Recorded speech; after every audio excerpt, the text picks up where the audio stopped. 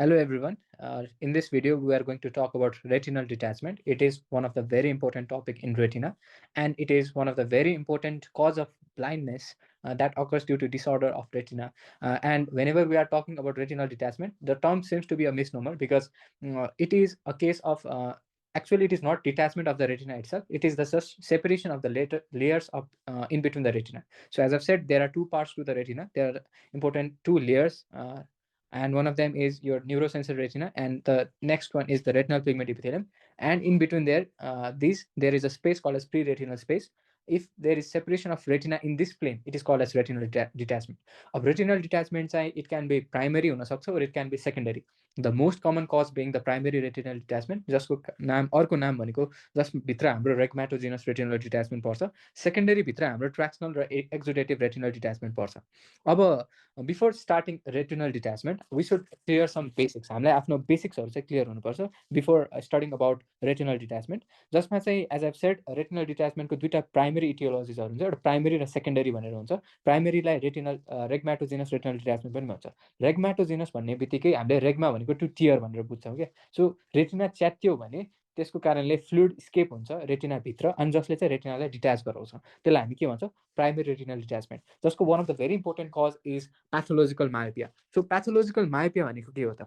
So हाम्रो American ग्रेडिङले चाहिँ हाम्रो मायोपियालाई डिभाइड गरेको छ into different types of myopia, जसमा चाहिँ हाम्रो if the degree of myopia is more than -6 dioptre then it is called as high myopia भन्छौँ. And if this myopia results into certain changes within the retina, त्यसलाई हामी चाहिँ के भन्छ? Pathological myopia भन्छौँ. सो कुनै एनी डिग्री अफ मायोपिया जसले चाहिँ रेटिनामा चेन्जेस ल्याइरहेछ भनेपछि त्यो मायोपियालाई हामी प्याथोलोजिकल मायोपिया भन्छौँ. अब किन मायोपियामा रेटिनामा चेन्जेस किन आउँछ त? As we know, one of the cause of myopia is axial myopia, जसमा चाहिँ हाम्रो के हुन्छ भन्दाखेरि the actual length of the eyeball is increase. अब आइबलको एक्चुअल लेन्थ नै इन्क्रिज भयो भने के हुन्छ त? हाम्रो रेटिना पनि के हुन्छ? त्यस्तै इन्क्रिज हुनु पर्यो. रेटिना इन्क्रिज हुनुको मतलब के हो? रेटिना तन्किरहेछ. रेटिना तन्किँदै गयो भने के हुन्छ? रेटिनामा च्यात्तिने अथवा टियर हुने सम्भावना अलिकति बढी हुन्छ, जसको कारणले चाहिँ रेग्माटोजिनस रेटिनल डिट्याचमेन्ट हुने चान्स अलिकति बढी हुन्छ. So this is why pathological myopia will manifest with certain changes that occurs within the retina, and that will predispose a person to regmatogenous retinal detachment. So pathological myopia मा के changes हुन्छ त? त्यसको बारेमा अहिले जानौँ. So as we know, as I've said, high myopia भनेको +6 डायोप्टरलाई चाहिँ high myopia भनिन्छ. But in any form of myopia हाम्रो चाहिँ फन्डसमा चेन्ज आउन सक्छ. इट सुडन्ट बी जहिले पनि हाई मायोपियामा मात्रै हुन्छ भन्ने छैन. सो प्याथोलोजिकल मायोपिया भनेको त्यो मायोपिया हो जसमा चाहिँ हामीले रेटिनामा चेन्जेस देखिरहेछौँ. That is called as pathological myopia. So के चेन्जेस हुन्छ त? एज वी अब त्यसलाई चाहिँ हामीले कन्सेप्चुअली बुझ्दा हुन्छ क्या. अब के हुन्छ भन्दाखेरि जब आइबल ठुलो हुन्छ, आइबलको सराउन्डिङ स्ट्रक्चर्सहरू पनि त्यही हिसाबले ठुलो हुनु पर्यो. जस्तै आइबलमा तिनवटा कोट हुन्छ. एउटा हाम्रो स्क्लेरल कोट हुन्छ, त्यसको भित्र हाम्रो vascular coat that is form by the uveal tissue, त्यसको भित्र हाम्रो रेटिना हुन्छ. सो आइबल ठुलो हुँदै जाँदाखेरि यो तिनटै कोड तन्किँदै जान्छ, जस कारण स्क्लेरा तन्किन्छ र पातुलो हुँदै जान्छ. कोरेट पनि तन्किन्छ र पातुलो हुँदै जान्छ, र त्यसभित्र भएको रेटिना पनि तन्किन्छ र पातुलो हुँदै जान्छ, र च्यात्तिने सम्भावना पनि बढिन्छ. सो त्यसको कारण चाहिँ first finding it is not in any order के. जस्ट मैले यति सम्झिनलाई भनिदिरहेको छु. यो कुनै अर्डरमा यो पछि यो हुन्छ भन्ने छैन. So let us study in हेफाजार्ड order. के हुँदैन त्यसको बारेमा. सो एज आई हेभ मैले चाहिँ एउटा बेसिक कन्सेप्ट चाहिँ क्लियर गरिसकेको छु प्याथोलोजिकल मायोपिया यो हुन्छ भनेर. सो फर्स्ट इज टेसेलेटेड फन्डस अथवा टिग्रोइड फन्डस. यो टिग्रोइड फन्डस अथवा टेसेलेटेड फन्डस भनेको के हो भन्दाखेरि it is diffuse attenuation of the retinal pigment epithelium. अब के हुन्छ भने जसरी रेटिना तन्किँदै गयो भने के हुन्छ? त्यसमा भएको रेटिनल पिगमेन्ट इपिथेलियम बिस्तारै बिस्तारै गएर के हुन्छ? पातुलो हुँदै जान्छ क्या. अनि रेटिनाको स्पेसली के हुन्छ? रेटिनल पिगमेन्ट इपिथेलियम पातुलो हुँदै जान्छ. त्यसको बिनितमा भएको कोरोइडल भेसल्सहरू चाहिँ चाहिने भन्दा बढी प्रोमिनेन्ट हुन्छ. त्यसलाई हामी के भन्छौँ? टेसेलेटेड फन्डस अथवा टिग्रोइड फन्डस भनेर भन्छौँ. अर्को फाइन्डिङ भनेको चाहिँ हाम्रो के हो भन्दाखेरि टेम्पोरल मायोपिक क्रेसेन्ट है. Temporal myopic crescent it occurs because of peripapillary atrophy. Temporal एरियामा हामीले एउटा मायोपिक क्रेसेन्ट जस्तो एरिया देख्छौँ, specially in the retina.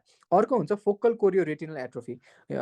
Fourth finding अब मैले के भने सो के हुन्छ? कि त जेनरलाइज एट्रोफी हुनसक्छ, कि त लोकलाइज एरियामा focally choroid as well as रेटिनाको एट्रोफी हुन्छ, जसलाई हामी फोकल कोरियो रेटिनल एट्रोफी भन्छौँ. जेनरलाइज नै भयो भने त्यसलाई हामी टिग्रोइड फन्डस भन्छौँ, स्पेसली जसमा आरपिईको एट्रोफी हुन्छ र अन्डरलाइन कोरोइडल भास्कुलेचर चाहिने भन्दा बढी प्रोमिनेन्ट हुन्छ.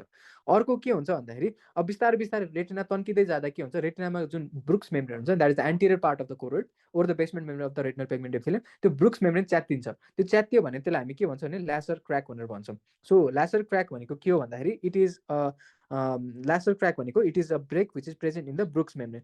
सो ब्रुक्स मेम्ब्रेनमा प्रेजेन्ट भएको ब्रेक्सलाई चाहिँ हामी के भन्छ भन्दाखेरि ल्यासर क्र्याक भन्छ. अर्को हाम्रो के हुन्छ भन्दाखेरि कोइन हेमोरेज पनि देखिन्छ. सो प्याथोलोजिकल मायोपियामा एज अ सेट सुरुमा मैले के भने टिक्रोइड फन्डस हुन्छ भन्ने, त्यो पछि चाहिँ हाम्रो के हुन्छ भन्दाखेरि there is diffuse atrophy, chorioretinal atrophy हुन्छ. अर्को चाहिँ हाम्रो फोकल कोरियोरेटिनल एट्रोफी हुन्छ. पछि गएर चाहिँ मैले के भने भन्दाखेरि ल्यासर क्र्याक देखिन्छ भने. ल्यासर क्र्याक भनेको के हो, ब्रुक्स मेम्ब्रेनमा देखिने क्र्याक्सहरूलाई हामी के भन्छौँ, ल्यासर क्र्याक हुन्छ. अब त्यसको कारणले अब यो सपोज हाम्रो के भइरहेको छ, this is our Bruch's membrane. अब ब्रुक्स मेम्ब्रेनको अन्डरलाइन के छ हाम्रो यहाँ, के छ, दिस इज आवर कोरोइड छ. अनि कोरोइडभित्र चाहिँ के छ भने हाम्रो ब्लड भेसल्स छ.